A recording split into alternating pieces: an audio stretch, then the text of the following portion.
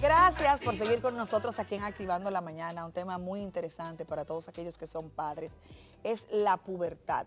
Y cuando esa pubertad parecería ser precoz. Para hablar de este tema, comparte con nosotros la doctora Rosario Almanzar, quien es pediatra endocrinóloga. Bienvenida, doctora. Bienvenida. Muchas gracias, un gusto y un placer poder compartir con ustedes y con todo su público. Gracias a usted por aceptar la invitación. Así es, para nosotras un honor. Y bueno, vamos a iniciar con la pregunta que todo el mundo se hace. ¿Cuándo se diría que el inicio de la pubertad es precoz? Que es muy temprano. No, y que es la pubertad, para que la gente sepa. Sí.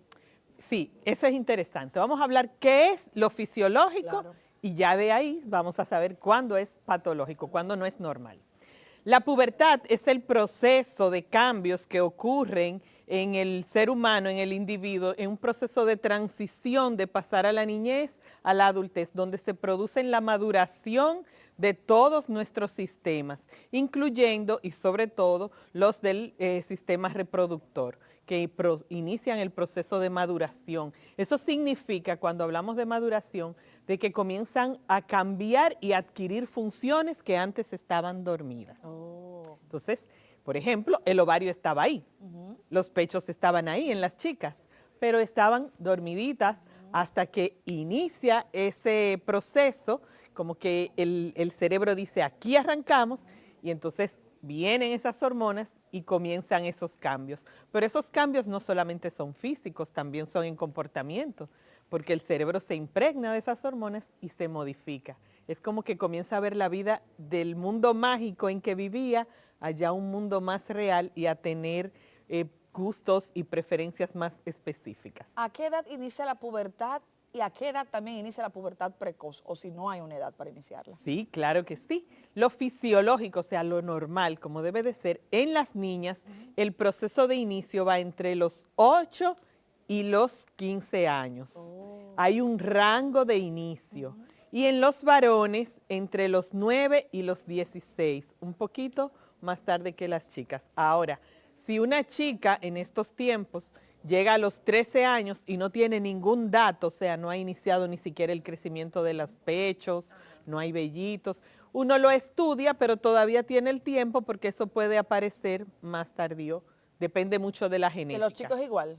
En los chicos a los 14 por ahí, O sea, es más 13, tarde, sí. 14, 13, 14, uno puede estudiarlo si no ha aparecido ningún dato. O sea, la pubertad en general, no precoz. Lo normal, Ok. exacto. Entonces, si a los 8 años un niño o una niña empieza a presentar ya esos cambios, no se puede decir que es precoz.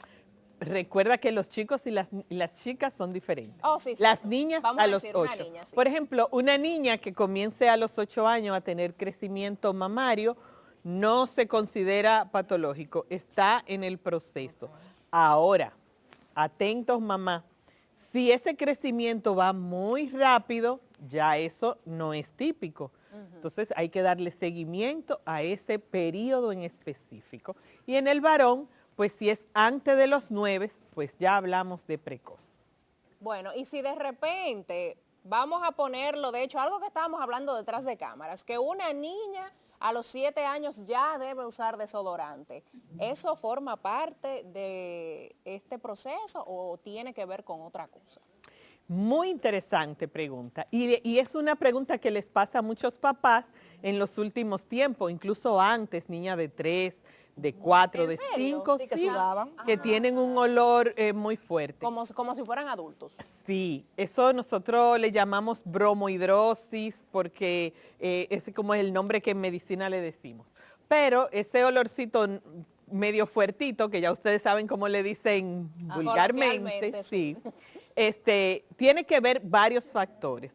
En la pubertad, claro está, se exacerba y es parte como del cuadro, porque estos olores se activan cuando subimos nuestras hormonas y las glándulas grasas se activan también. Pero hay otros momentos, por ejemplo, cuando los niños están con mucho peso, sobrepeso, esas glándulas comienzan a secretar grasa y el olor no lo produce uno. El olor es las bacterias normales que están en nuestra piel. Cuando entra esa grasita extra que comienza a salir, come, y genera... Y cuando no hay esos- sobrepeso, por ejemplo. Cuando no hay sobrepeso, hay factores que pueden influir, como son la alimentación.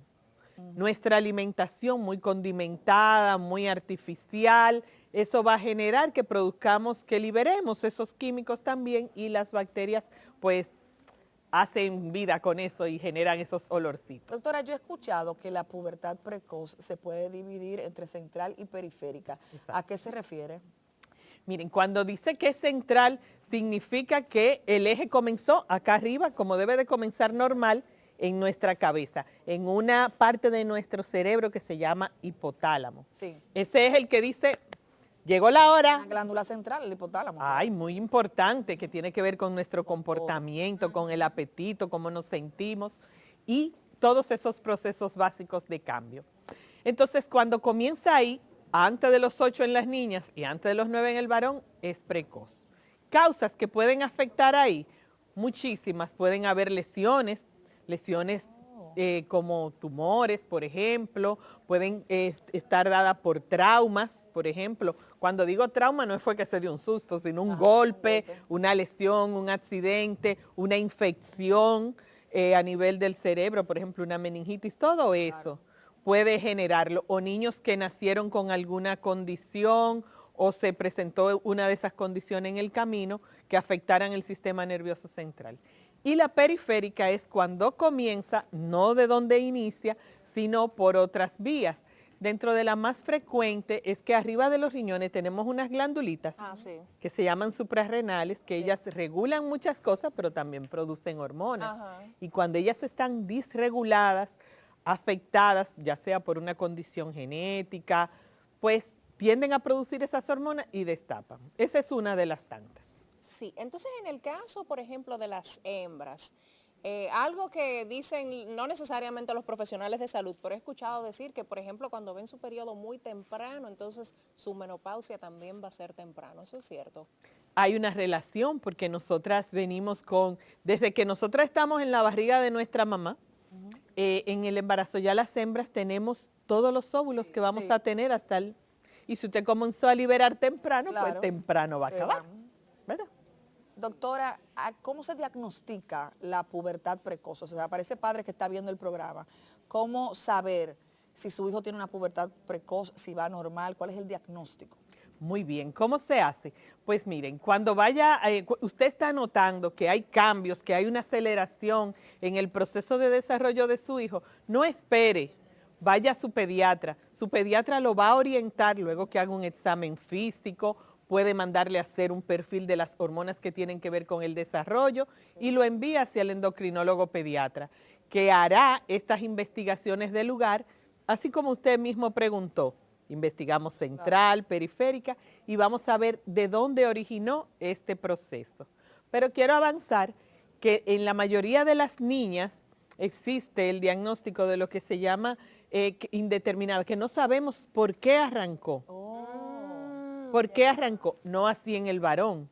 Cuando el varón tiene ese desarrollo muy temprano y muy rápido, generalmente hay una causa específica que la está generando. ¿Y cuáles son entonces esas medidas a tomar ya cuando está diagnosticada esa pubertad precoz?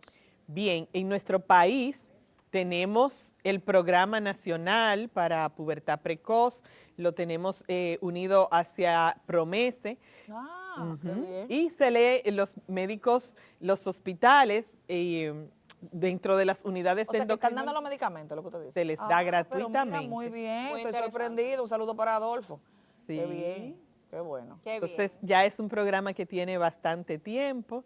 Entonces, el de pubertad precoz está en lo que se llama, no es Promese, es en alto costo. Ok. El Porque son de pro- alto costo esos medicamentos. Son costosos. Para una familia promedio es un gasto importante y puede desequilibrar un poquito su canasta familiar. Sí. O sea que en alto costo tenemos el Ok. Programa Nacional de Pubertad Precoz. Sí. Corrigiendo. Entonces, ya ¿qué deben hacer esas familias? ¿Debe estar diagnosticado? Entonces, van con su indicación y... Sí, tenemos reciben la- tenemos todo un protocolo donde se realizan se hace un checklist de todo lo que tiene que tener para diagnóstico de esa condición, o sea, que certifique que sí la tiene, y entonces se envía con unas indicaciones especiales y una carta resumen de lo que he encontrado que va a ser como la certificación. Las consecuencias de no llevar el tratamiento después del diagnóstico de pubertad precoz, doctora. Muy interesante. Miren, la pubertad precoz, como estuvimos hablando del principio, es un proceso de cambios. Entonces, eso afecta nuestro cuerpo.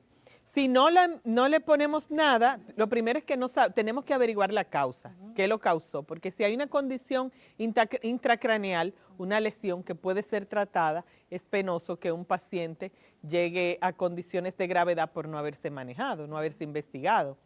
Y en caso de que no se encontrara una causa específica, lo que en medicina llamamos idiopático, pues el no tratarla es que esa paciente va a tener un desarrollo temprano.